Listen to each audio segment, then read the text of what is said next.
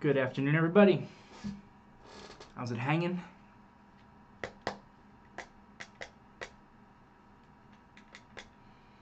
Good afternoon. What's up, Jim? What's up, Carol? Roble? TJ? Glad to hear it, Bill. What's up, Ralph and Ryan and Joanna? Good to see you all. Dimitri in the house. What's up, Taff? Any of our Benzinga guests still hanging around? I know you guys are lurking in the shadows. I can see which users are in here. Don't be afraid to say hello. Or be afraid to say hello. Up to you. I bet you do, Josh. I bet you do. It'd be a problem if you didn't. All right, I'm an associate member of T3 Trading Group, which is an SEC registered broker-dealer and a member of FINRA. All of my trades are placed through T3 Trading Group. You should carefully consider whether trading is suitable for you in light of your own financial condition. Position disclosure is the same, except I added on an arm short. Cool. Let's jump on in. So, how'd we close? SPY's up 0.5%, Q's up 0.5%, IWM up 0.75%, closing above 205. So, interesting morning, right? Because we gapped up really big. CrowdStrike obviously helped that, but it was interesting to see just how big we were able to gap up after yesterday causing some minor damage to the market and creating some potential warning signals for us technically. Our initial momentum support levels we had been watching is a space between 510 and 508.50. We very clearly lost that early on yesterday and on a closing basis. But our major support level, near-term support level that we're really paying attention to is still that NVIDIA low, which is about 503. And the SPYs didn't really get down there yesterday. It was just a correction into this equilibrium zone, and we had a strong rally into the close. The Qs, similar story. Lost their momentum level, which was 440, and really tested their key low, which is 433.71 from the NVIDIA earnings report day yesterday, even ticking below it real briefly before closing above with the strong rally. And then just when you're getting those potential warning signals, you didn't lose major support, but you lost momentum support, the market gives us this big gap up this morning. Again, helped by CrowdStrike. And the question that we're asking ourselves, is this just the next pivot low in the uptrend that we have been involved in? And those previous pullbacks were erased each time, like, very quickly. So, you know, you would think such a weak day yesterday creates some damage, and you can't just negate it the very next day. But we gapped up this morning to just about yesterday's high. And we were attempting to recapture that key 510 level, the momentum level for the SPYs, and the key 440 level, which is the momentum level for the Qs. But it was a really big gap. So this morning, well, on the one hand, you know, if you're trying to be bearish for this market and look for any continuation, you get like a day one down yesterday. You don't really want to see the market give up more than 50% of yesterday's down move, which it definitely was with the gap. But the gap was also so big. And you know, the thing about gaps, and I love gaps in general, they really help provide us a trading advantage, and that's one of several reasons why I really don't want this market to ever become 24 hours. But the gap above like an important level or anything like that, or in this case, the market gapping above like a 50% retracement mark of yesterday's weaker day, is not ever enough. You need the market to get above and actually hold above those levels. So the gap was so big this morning that it was actually going to create some small time frame extension to the upside in the SPYs and the Qs. And we discussed at the open that, yeah, you know, it's definitely pretty impressive and outright bullish that the market is recapturing such a large percentage of yesterday's down move and potentially recapturing SPY 510. But let's see if it can actually hold above. And initially, we might be able to actually look for short setups back through those levels, or just kind of shorts versus the open because the gap is so big. So that was a focus for me for the open. I shorted the SPYs via UPRO, but that was meant to just be more like a a quick trade to 5-minute equilibrium, shorted the Qs a little bit more aggressively as kind of a reshort with the T triple Q, and that worked pretty well. We got the opening price and time correction into that 5-minute equilibrium zone, which again was pretty much exactly what we were looking for. And you had the Jerome Powell testimony coming out at 10 o'clock in the morning. And then we had a nice looking pivot. I just filled the SPY chart up. We have a nice looking pivot here in that equilibrium zone, which also was buyable, by the way. For me, it was more about getting out of my shorts into that move that I was shorting from the open. And then, we worked back up and we were able to get back above 510. And by 1050 here, when we were really clearing back above 510, the SPYs were looking fantastic. The Qs were still a little further away. They had some more work to do, but they eventually were able to get back above 440 as well. And then it was, all right, well, can we just hold in throughout the rest of the day and close above those levels? And we didn't. We rolled down a little bit in the afternoon, and the SPYs closed like 10 cents below this key 510 level that you ideally want the market to get back above. And the Qs closed like $1 below, so a little bit more significant with the Qs. So what does that do for our big picture charts? Does that change the story here from the daily chart? Well, not really. The uptrend in this market is still fully intact. We're still above major key support. The market technicals are still telling us that you should err to the side of being long, not being short or being aggressively short in the market. But at the same time, there still have been some of these consistent warning signals out there. And warning signals are just that. They're things that we want to note. They're things that we want to pay attention to. One thing that we've been referring to for weeks now has just been broader market positioning. Seems like it's getting a little bit stretched, but that only matters at certain points on the downside. You can refer back to Pat's note from this morning, which we discussed briefly, which shows these CTA flows over the course of the next 1 week. And what I keep bringing up with these flows, and it's been this way for weeks now, this isn't necessarily new information, is that like the risk of market positioning right now is to the downside, but the downside movement, while we're still in this uptrend and in a positive gamma environment, and now we're pre-March OPEX, creates a lot of support for the market as well. So you need some sort of event, technical or news-wise or whatever else, to actually bring the market below the levels where this elevated positioning will actually come into play to create a feedback cycle of selling. And if you can't actually get the market below those key levels, then there's no real reason for the market to actually go down. On a flat tape, there's 528 million to sell over the course of the week. It's not too dramatic. In an up tape, they're selling into the up tape, okay, but you need an up tape for that to happen, so it means that your market's not breaking down.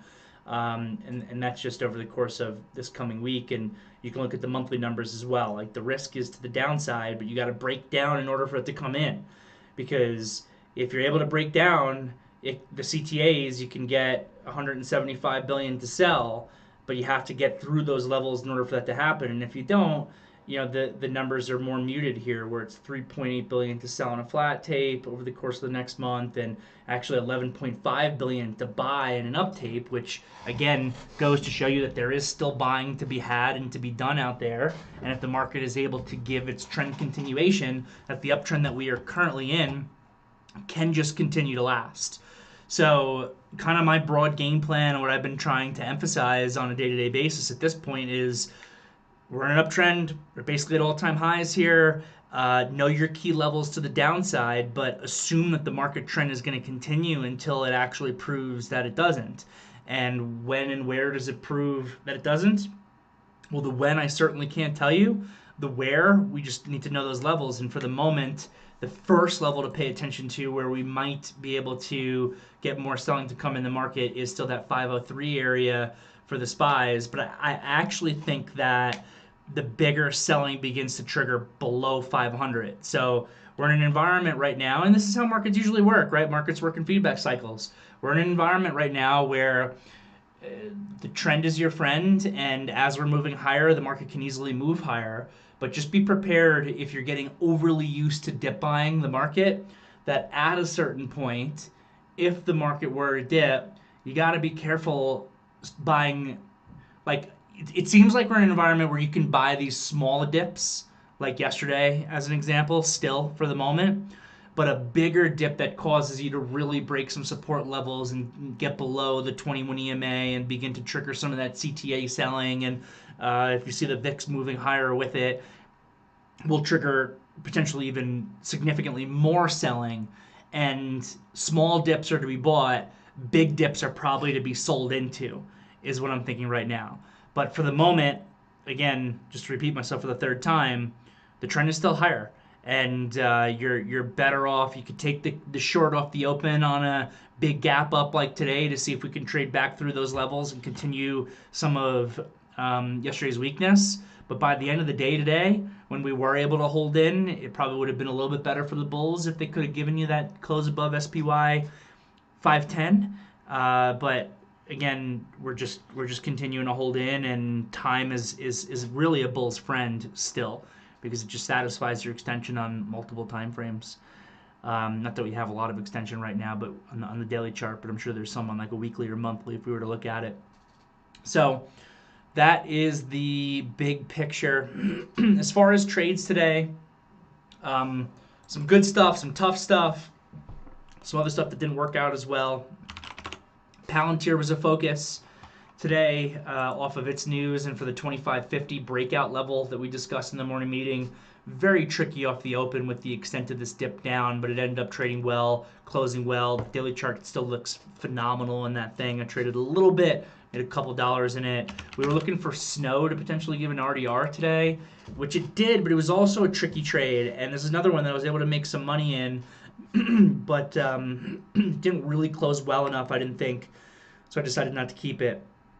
Pat & Co. had a great call out to the long side in Tesla. And again, I want to give myself a pat on the back for this trade, which I need to do once in a while, because my thought process has been so bearish towards Tesla.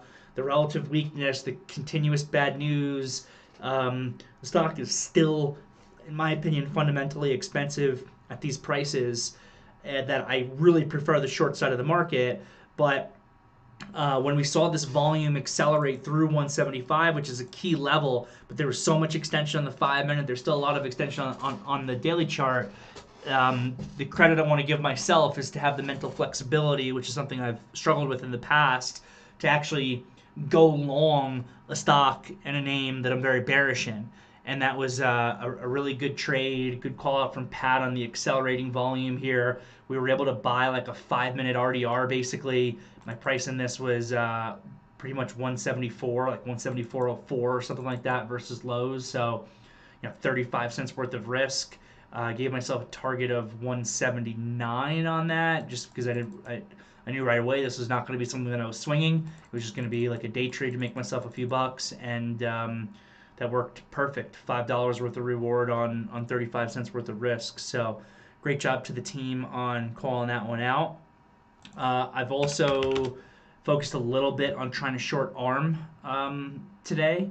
Not an easy name to short, obviously. This stock and all these names have been very difficult for people who've been trying to be short.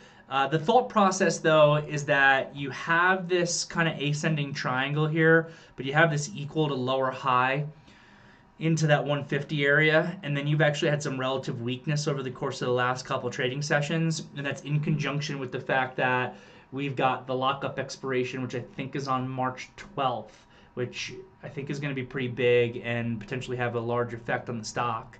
So I was able to short some into this second lower high as it kind of came in on the market, but I'm definitely taking a big picture approach. I wasn't just stopping myself out above this high. I was planning on building into at least $140 on the upside, just to see what this thing can potentially do, if that weakness can continue as we approach the lockup expiration. In the past, I haven't dealt with a lot of lockup expiration type of trades recently, because there haven't been a lot of IPOs over the course of the last year or two at this point. But back when there were, there reached a point where you would begin to actually see the weakness come into stocks ahead of the lockup expiration. Um, just because everyone's got the same information and they know that that's going to happen, and they kind of sell into it ahead of time, to the point where there were stocks where they were front running that lockup expiration in such a big way that they would sell it heavy into the actual expiration date, and then it would actually get bought up on the expiration date, which is kind of counterintuitive, because really the trade here is all this extra supply comes on the market once you hit the lockup expiration. And in the case of ARM, it's, SoftBank is a big holder who I think is part of that lockup period. So my thought process has been, given the lower high, given the relative weakness, let me look for an opportunity to start with a smaller short in this ARM and see what it can do. So I finished up a few dollars in it, not a whole lot to be honest, but my position is medium, I would call it, to be honest. It's not super small, it's definitely not big, but small enough that I feel confident, or comfortable, I should say, not confident, holding it overnight without a huge profit cushion. That's kind of my one new trade there. Everything else I closed out today. UPro, Tesla, Snow. I lost a little bit of money trading that NYCB post the news when it hit, just because I had a couple of good buys in it, but I also, my first initial feeler on it was like right after the second halt, just under $4, which, I was down 95 cents on at one point and was able to trade around it and make some money back, but still finished down on it overall and just decided to liquidate the position in the close. I don't think I want to deal with this. I thought that this was a home run long initially when the news came out that they're basically saving this company. But then when I saw that they're doing it with a secondary offer at $2, I was like, ugh, do you really want to be buying $4 when there is a secondary that's going off at $2 at 100% profit for the people who are going to be able to be insiders getting in on the secondary deal, and think that that's not going to create any actual selling in it, then it just becomes a tough trade. So I think that pretty much covers it. I think that covers where we are with the market. Yesterday was a really exciting day, and Josh got to do the afternoon meeting for that, so I hope you guys really enjoyed that. Today, one thing I didn't mention about today, which I still don't know if we know what the heck was going on, this downtick that occurred at 1:30, what caused that news-wise or whatever, but out of nowhere, we got this downtick at 1:30. We had like these bigger movements and bigger volume with the market, and I actually really enjoyed trading that, and I still don't think we know exactly what caused that. But yeah, that's pretty much all I got. Happy to trade anything that you guys have. Let's see here from Carol. I was too excited yesterday, and my bearish case was pretty much out the window today by the time the main session opened. Yep. We will go sideways for some time, most probably. We'll see. Sideways is definitely a possibility. From Cody, are you not scared trading, referring to NYCB, after SVB with the big loss that I took? Well, yeah, and that's why I've been avoiding it, and that's why I've been saying from the beginning with all these names, all the individual bank names when they're having these problems, not to trade the individual name, to trade the ETF. It's a much safer thing. Just trade the KRE ETF if all that stuff is moving. That way you're not subject to the potential of this stock getting halted and opening up at zero. And honestly, it looked like this thing was going to zero today. But I wasn't really scared trading it, because I'm literally trading it after the announcement came out that the company's being saved. That Citadel and Hudson Bay and I don't even remember. Just all these different parties are coming in and taking a stake in it, and Mnuchin are all coming in and taking big stakes and saving the company. So the names, these names, and trading them individually when they're in trouble like they've been, absolutely scares me. But in this case, I'm literally trading it after the announcement that they're deciding to save the company. So I wasn't that scared about it being a zero. My concern was more like again, I thought this thing was an absolute home run to the long side on the initial news that these guys are coming in as investors. Stocks at $1.80. I lined up like almost my maximum tier size to buy on this thing after the news halt, but I wanted to see where it opened up, and I wanted to see obviously what the news was. And then as time went by, that additional piece of information came out that there's a secondary going off at the equivalent of $2. I think that if that part of the news wasn't happening, that this stock would have been back to $7 plus today, and you still could have chased the open at $4 and made a ton of money in this thing. And that's what I was initially thinking, like, oh man, let's get this thing open. The everyone now is positioned for this thing to go to zero in the same way that SVB and the other ones did. And Jim, I know, I'm sorry you still had a short position on when that news actually hit. I hope you didn't get hurt on that. I know you said you were light and you're probably solidly in the money, but I was like, this has the potential to be a massive home run while they squeeze everyone who's positioned for a move to zero. But that got negated by the $2 secondary, and then I'm opening it at $4 because that balances everything out. Because you still have those shorts who are getting squeezed. If anyone was short from below $4, basically below $3-4 from the volume, heavier volume today, when this thing looked like it was going down. But then that gets negated by these people who are going to get in on the secondary deal at 2, who probably technically aren't allowed to be doing anything on the selling side of this stock while they wait to be able to get their stock, like short selling. But they find ways. Or they do it with options to be able to lock in that profit. So anyone that's getting in on that secondary offering is immediately making 100% if it's trading at 4. So now I got to balance out the buyers from the short squeeze with the sellers who are 100% in the money if they're knowing that they're probably going to be able to get in on the deal. And that just then created a much more difficult and sloppy trade after they opened this thing and took away what seemed like a home run layup opportunity, as long as they didn't gap it up too big. So that was NYCB.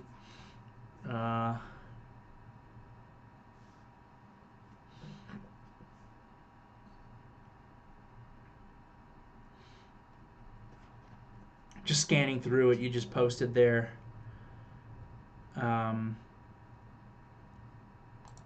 Bill, so thanks for that. But we don't really know what happened to create that downside movement and that volatility this afternoon, but it might have been a very large sell order or liquidation order of the futures market in the S&P. So thanks for the info. Anybody else have any questions here in the VTF? I'm going to pop over into the YouTube channel, see what's going on over there. 10 likes already. Let's go. Give it that thumbs up. We've got a bunch of comments going on in here.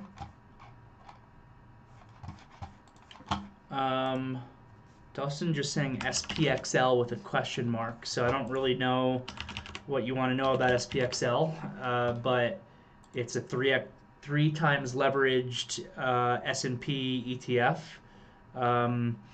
I could have traded this today, but it's hard to borrow, and it's a little bit more expensive than UPRO. UPRO was easy to borrow, and it's a little bit less expensive, which means I can take more shares, and that tends to be my preference. From Kevin G. Was yesterday's down move a technical breakdown? Not yet, I don't think.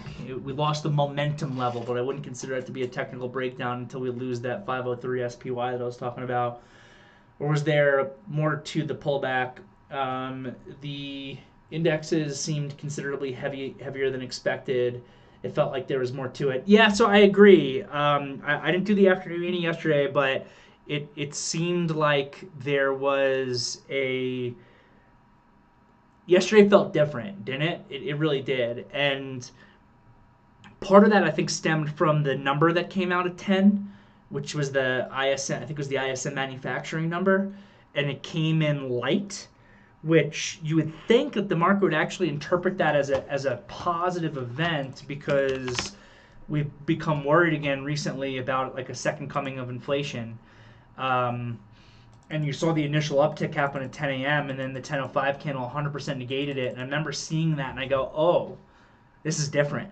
This is different. This is real selling coming into the market. This is selling that doesn't care what the news is. We haven't seen anything like that. The only thing we've seen is the opposite. Buying that doesn't care about anything except the market, right? Buying that doesn't care what's going on around the world, economically, inflation, interest rates. That's what we've seen. And then all of a sudden, it was the first day in a long time that was like the literal opposite. They were like, oh, we're going to sell this number and we're going to sell no matter what because we want to sell today. So I agree with you. Yesterday was absolutely a day to take notice, but then we've had other days to take notice, right? The CPI day, the PPI day that we had in February. Here was the CPI, here was the PPI. They each time hit the market down on inflation fears and the market immediately ripped back up. So you could say that those were days to take notice of as well, and all they turned into were higher lows and the market immediately negated it. So yeah, yesterday was something I was definitely paying attention to, and that was part of my thought process this morning when I was looking for the index level shorts at the open and taking those trades. But the gap was big and we were able to hang around this SPY 510 all day, and that's fully bullish. From Gabriel, do you like Apple for an RDR tomorrow into support? Yeah, so I've been looking at Apple at the 165 to 167.50 area. What I've wanted, the faster it can get down to that level, the more I like the long for the oversold bounce. The longer it takes to get there, the less I like it. So yeah, you could look for an RDR tomorrow, or you could look for, if we break today's low tomorrow, you could just be looking in that zone for a signal to go long. So that was that. From Apex Joy, do you see some of the healthcare names, ISRG and CI, as bearish? So I don't look at these names that much, to be honest with you. I don't see anything about CI that's bearish, though. Wait.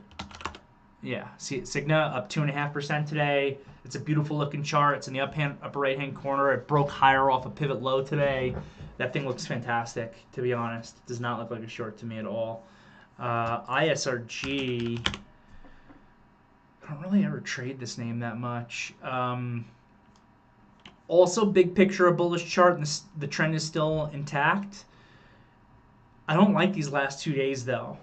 Last 2 days are also maybe a little bit of a warning signal. You have a negative Mariposa yesterday where we closed at lows. The market didn't close at lows. It rallied into the afternoon. And then today, when the market was so strong that it was able to almost fully negate yesterday's candle, this thing got nowhere close. So that doesn't look as good to me. But you need ISRG, I think, to get below the March 3rd low to negate that positive Mariposa, to negate that breakout candle entirely, to look more bearish. So I think that you get confirmation that this thing is failing if it gets below 382 spot 32. And while it's above that, I'd be very careful on being short. Do you remember when was the last time when popular software names like Workday, Snow, ZS, MDB have been so weak in a strong market? Is it just rotation, or is it some kind of a topping sign? I don't think it's a topping sign for the market itself. It could be a topping sign more for those stocks, but I think it has more to do with their earnings reports than anything else. I don't remember what the Workday report looked like, to be totally honest with you, but the Snow report was objectively bad, so that's negatively impacting it. ZS, the ones that interest me the most, that I think are potential signals, are not like a Snow where it's a bad report and it goes down. It's a name that gives a good report and goes down or can't go up. And from my recollection, I feel like the ZS report was okay. But the stock's gotten a bit expensive. It's been on a big run, and they sold, I think, an okay report. I don't fully remember the numbers. It's been a few days, and you just read so much information every day that it's hard to remember it all, especially if you're not actively trading that name. So that concerns me a little bit more, because the flip side that I could say to you is, well, Look at CrowdStrike. Ooh, but they did sell this CrowdStrike back down heavily today, which is interesting and potentially notable. Okay, so maybe you're onto something there.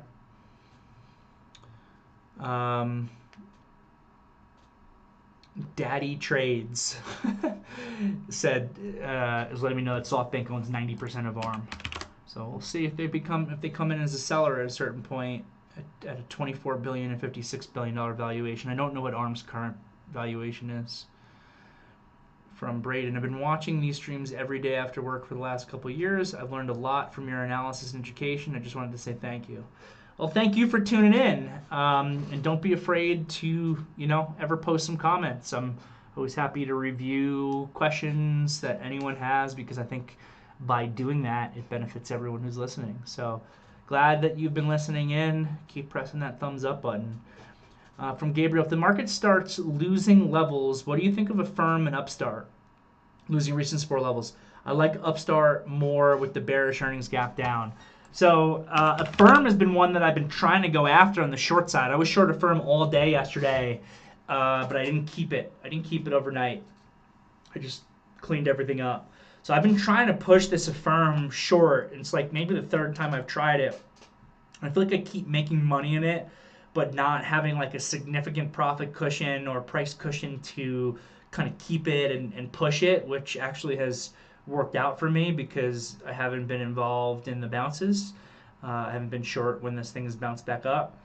But yeah, ever since this thing started getting below 38 bucks, I've liked it to the short side. And if anything, this is like a bearish consolidation beneath $38 support, which is more bearish. So yeah, I like it, but you need growth to break down. You need the market to some degree to break down, particularly growth. And the short squeeze names, for the most part, are all continuing to hold up. So Affirm I've been going after. I see what your thought process is on preferring Upstart for the short because of the weak earnings and the gap down on the earnings report, and that it's been bearish since then. And you can absolutely stick with that. And it's creating a bear flag here, basically, post that earnings report. I feel like Affirm has more room to run to the downside. There's more potential reward for me, which may be completely inaccurate.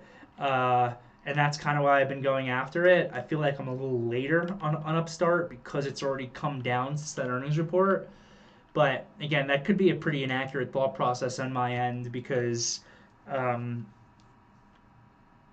they both could potentially have a lot of room to fall, and Upstart's the weaker one, like you're saying. So appreciate the thought process there, Gabriel, and the question. From Robert, only thing that I can relate the 130 market sell-off to is Apple being below 170 again. And you think that technically triggered the entire market? What time was that? 130? Yeah, 130. Did Apple go below 170 because the market was getting hit, or did the market get hit because Apple was going below 170? I can't answer that question. So we'll see. But yeah, Apple's definitely been heavy. From Rex on meds. Man, I'm mad at myself because I actually really was planning on buying this after the halt, and that's where I got distracted because my dad decided to take the car and get stuck in the snow in the driveway, and I spent 40 minutes outside shoveling and trying to get him out from being unstuck. That's why I got distracted. I was planning on buying this meds after that halt. I was going to have it on my radar. I had it on my watch list here. I had my level 2 up, waiting for this thing to unhalt here at 11 o'clock because I don't know what this thing is. I don't necessarily believe in it, but the float being super low with the volume that it was trading after this gap, I thought that they were going to really continue this thing. So I wanted to look for an opportunity to get involved. Who knows how I would have done with it because I never ended up trading it. But yeah, that sucks, actually, that happened. But whatever. Let me read your question. So you traded meds this morning at 10.25. Ooh, early. I held 80% of my position to 21 bucks. Let's go. I love it. I love it. You greedy, greedy person, Rex. 80% of your position in this company that's probably like a fake company for all I know, but we know it's a low floater and they're squeezing it up and there's news. And you held 80% of your position up to $21. That's fantastic. Mets declared a special cash dividend of $8 per share of common stock, thinking everyone would love to chase the stock, and the stock is less than a million share float. That's exactly what my thought process was when I wanted to buy this after the halt, though. I didn't have nearly as good of a price as you, or I wouldn't have had I been in it. Just not sure if I should hold these for a swing. I don't like holding these for a swing. I mean, you can. Um, it's you can. You definitely can. And sometimes what you see, especially when they close these things on highs, if they close this thing at 21, Pat talks about it all the time. When they close these low floaters at highs intraday, sometimes you might see this thing squeezed to $40 after hours today, and maybe it's very worth it to keep some. The danger of doing that is these are also the types of stocks that love to declare secondary offerings to raise capital into their big up moves, which is smart. And we see it happen all the time. Stock squeezes, company comes out, issues a secondary, and that's the end of that. And it's all the way back down as a result. So that makes the swing dangerous. Granted, you've got a really good profit cushion, so it's not the end of the world if you're giving some profit back. And like I said, the upside is if they close this thing on highs, they could squeeze it to 40 after hours. Not joking, not exaggerating. They could squeeze it to 40 after hours.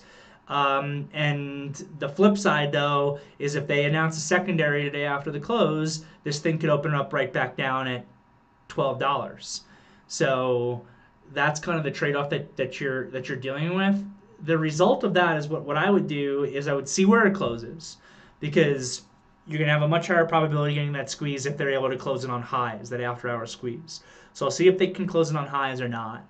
And then whether or not they can or can't, I probably would end up selling. I'm not keeping 80% of my position. You got to move like you got. I'm not swinging 80% of the position overnight. But maybe 25% of your position, you're like, you know what? I just crushed this thing. I just made 100% on an intraday.